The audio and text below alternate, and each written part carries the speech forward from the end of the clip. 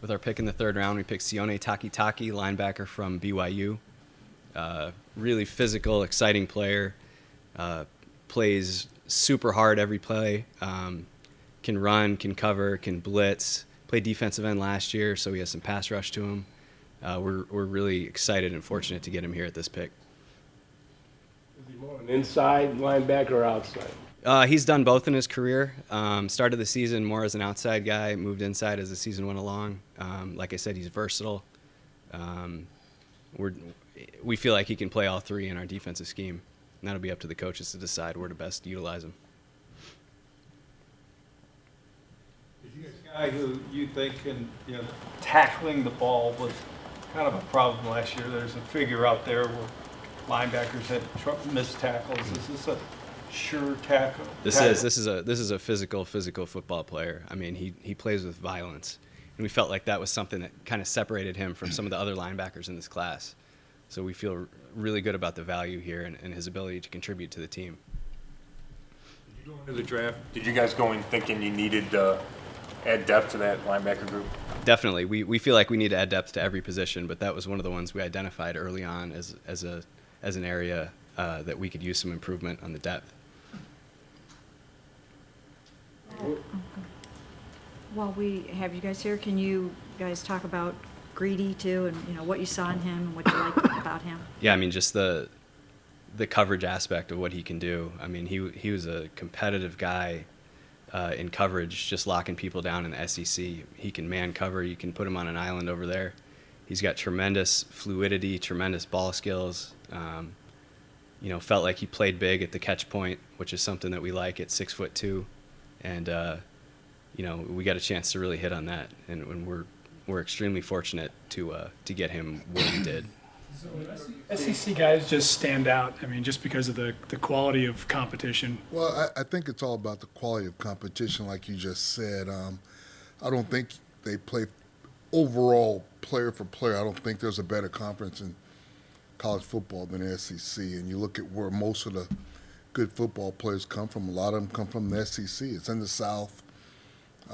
High school football is huge in Louisiana, Texas, Georgia, all those states play football year-round. Kids train year-round, and it's a hotbed for talent in all those places. So it's going to be good for football. And, the thing about Greedy Williams is you have a talented kid who's the sky is the limit for him. He can be as good as he wants to be. And, he slipped in the draft. I never thought we would get Greedy Williams at 49. Just, in the beginning of the season, the end of the draft, he's a 4'3" kid. He's 6'2". And he was just a guy I never thought would be there at 49. And he slipped some in the draft because, he had some miscues this season, didn't tackle well as he should have. And a lot of people dinged him for that. But I think coming here, I think we'll get the best of him. And hopefully he comes here with a chip on his shoulder, wants to prove to everybody that he can be the best player in this draft because he has the talent. Takitaki, the first thing you've seen his bio a couple of times, he got kicked off the team, so obviously you guys looked at that, but what was up with some of that stuff and how did you guys resolve that? Yeah, he came in. This is the thing that's exciting about Sione is he really changed his life around, and I'm sure when you guys get him on the conference call, he'll talk about that. But this is a kid who came in immature, probably wasn't ready. He's from California, went to Utah, probably wasn't ready to be away from home. And the cool thing about this guy is he is a success story at BYU. You talk to anyone there, they kind of didn't think he was going to make it after his first year or so, and he completely turned his life around. Became a team captain this year. He was just that guy in the program. You go out to practice, everyone's looking to him. He's a ball of energy, and he's a real leader and culture changer. He lasts so long if he has all these attributes. I don't know the answer to that. We were really high on him, and we're just really excited to get him here. Did either of you scout him in person? Or? I did, yeah. Okay. What else? Because I thought I saw somebody mentioned seeing the practice. What else stood out about him, Eliot, to you? Really, the first time my first exposure to him was watching film against Wisconsin. He's an absolute wrecking ball. That was the second game that they played. I mean, if you weren't looking at him, you would have noticed. I mean, he was all over the field, just bashing people, breaking up passes, sacking the quarterback, knifing into the backfield to make tackles for loss. it was really exciting to watch, and you kind of watch his maturation throughout the season. They were using him more off the edge early, and then this was his first year as a linebacker, so they started expanding his role, and you could see him do some of the other things that more of a pro style or what Steve Wilkes is going to ask him to do as a linebacker. You could see him do more of those things as the season progressed. Into the rotation right away? I think so. Yeah. I mean, that's obviously up to the coaches, but from a talent standpoint, we feel like he's going to be a guy that he can do so many things that they're going to have a role for him early on. Can both of you guys just speak to the overall process this year, second year being here, and just looking differently, knowing what you have this time? Yeah, well, I'll start off with that. My personal opinion about the draft is it never changes for me. And I don't think it ever changes for us mindset-wise.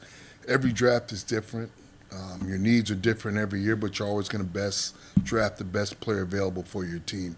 I think anytime you go into a draft saying you need this or need that, I don't think it works out well for you. But when you take the best player available, it doesn't matter.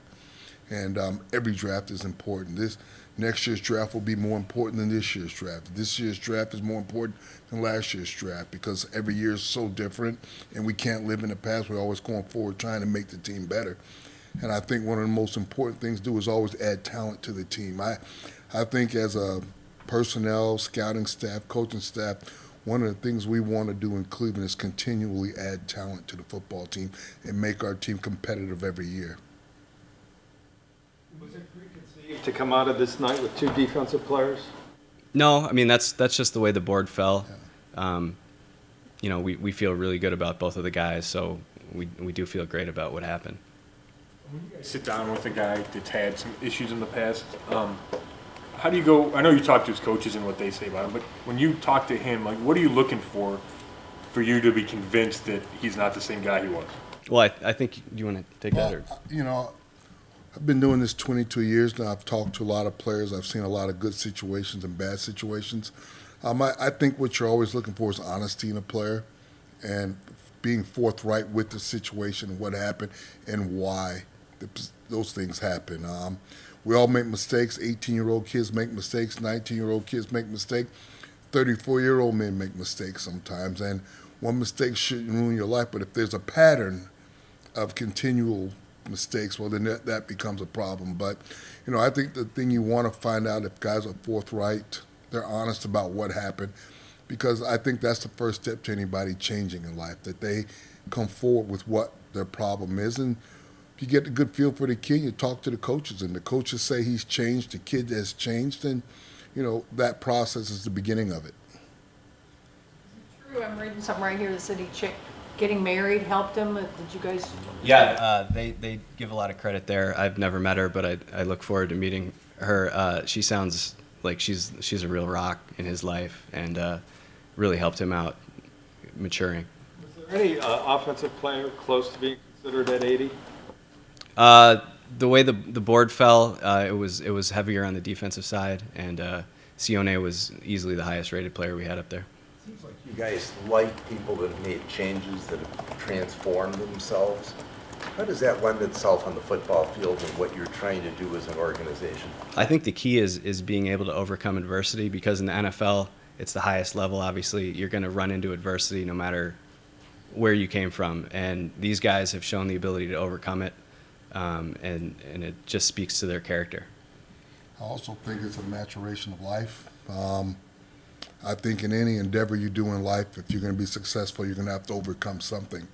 And personally, I've always liked those players who had to overcome something in life, guys who've hit bumps in the road. I'm sure you guys are reporters. We all had something happen to us in life to make us get to where we are in life. And sometimes it's good. Sometimes some guys, everything adds up right for them, and their life is perfect. And sometimes some guys, it's that snag in the road or that wrong direction you go that turns them around and makes them better people, makes them better husbands, and makes them better people. And now they're in the NFL, and they can go forward with their life and change their fortune for themselves. Did you see Taki at all, or? Oh yeah. Me and one of the greatest things about my experience here in Cleveland is being able to work with one of my best friends in the business. And thanks, we talk about football all the time. I'll be on the road, and I'll call him on the phone and he'll say, hey, did you watch the game?